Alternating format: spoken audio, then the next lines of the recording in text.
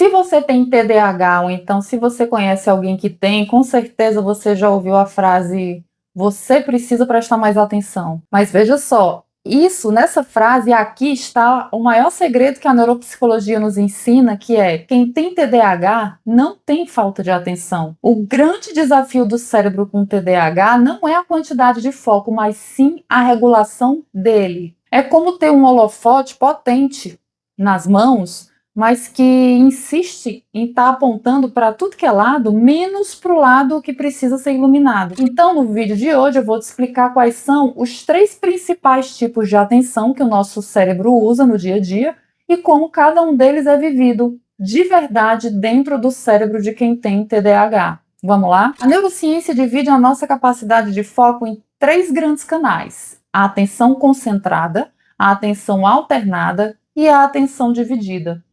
Vamos então entender como é que o cérebro do TDAH lida com cada uma delas. A atenção concentrada é o calcanhar de Aquiles do TDAH, porque ela está ligada à capacidade de selecionar um único estímulo e manter o foco nele por um período contínuo, né, ignorando todas as distrações ao redor. É o que você usa, por exemplo, para ler um contrato longo, ou então assistir uma aula bem teórica. No TDAH, como o cérebro tem uma captação rápida demais de dopamina nas vias pré-frontais, então estímulos monótonos não geram o combustível necessário para manter o foco ativo. Tanto que em avaliações neuropsicológicas é muito comum a pontuação de atenção concentrada classificada como inferior, porque o cérebro ele precisa fazer um esforço metabólico tão grande para focar que a pessoa acaba muito lenta ou então exausta no fim do dia. A segunda atenção é a atenção alternada.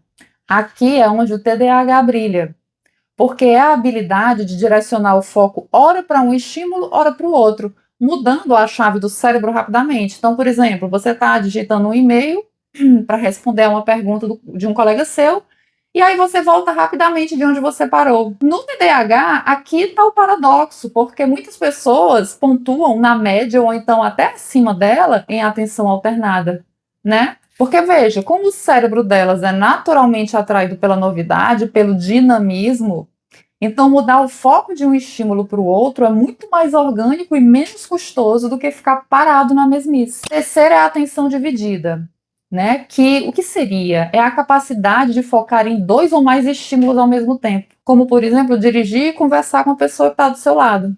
No TDAH é uma armadilha, porque a pessoa sente que consegue fazer 1000 coisas ao mesmo tempo, mas na verdade ela está fragmentando o foco. Isso consome uma quantidade absurda de energia e aumenta drasticamente as chances de erros, esquecimentos, né, ao longo do processo. Mas se a atenção concentrada é tão difícil para quem tem um TDAH, como é que muitas pessoas conseguem passar na faculdade, trabalhar em grandes empresas e não cometer erros gritantes no dia a dia? Então a resposta está no tempo de reação, porque vamos lá, na prática clínica, quando a gente aplica bateria de testes atencionais online, por exemplo, como a bateria da AOL, frequentemente a gente observa um padrão interessante. Um paciente com TDAH consegue entregar um teste de atenção sem nenhum erro ou omissão. Mas quando a gente vai olhar o tempo que ele levou para responder, o resultado é muito alto. E sabe o que é que isso significa na vida real? Significa que, para compensar a distração natural do cérebro, a pessoa desenvolve uma hipervigilância exaustiva. Isso é muito sério, porque veja lá, ela revisa, por exemplo, o e-mail 5 vezes, confere a mesma planilha repetidamente, trabalha de forma muito lenta e tensionada para ela garantir que ela não vai errar, que ela não vai falhar. Ela não erra, mas ela paga um preço altíssimo por isso. Essa cobrança por perfeição gera um esgotamento mental grande. E a longo prazo, isso se manifesta fisicamente em sintomas como bruxismo, dores musculares, problemas digestivos, como refluxo e gastrite, por exemplo. Agora que você entendeu que o seu cérebro não é desatento, mas sim o cérebro que precisa de estímulos dinâmicos, como você pode usar esse conhecimento ao seu favor? Aí aqui eu vou passar para vocês 3 estratégias práticas. Primeiro, use a alternância a seu favor. Se você sabe que a sua atenção concentrada esgota rápido, use a técnica Pomodoro adaptada. Como é que ela funciona? Trabalhe focado por 25 minutos e na pausa de 5 minutos mude completamente de estímulo. Então você se levanta, vai beber água, muda o ambiente que você está. Fazendo isso, você reseta o estoque de dopamina pré-frontal. Dica 2: diminua o custo do foco. Então, remova distratores visuais. Remova as coisas que te distraem, tanto visualmente como de forma sonora também do seu ambiente de trabalho antes de você começar o seu trabalho que você tem que fazer. Porque se o seu cérebro não tiver que lutar ativamente contra o barulho da TV, notificações do celular, o esforço para manter a atenção concentrada vai ser infinitamente menor. Dica 3: regule o sistema de alerta.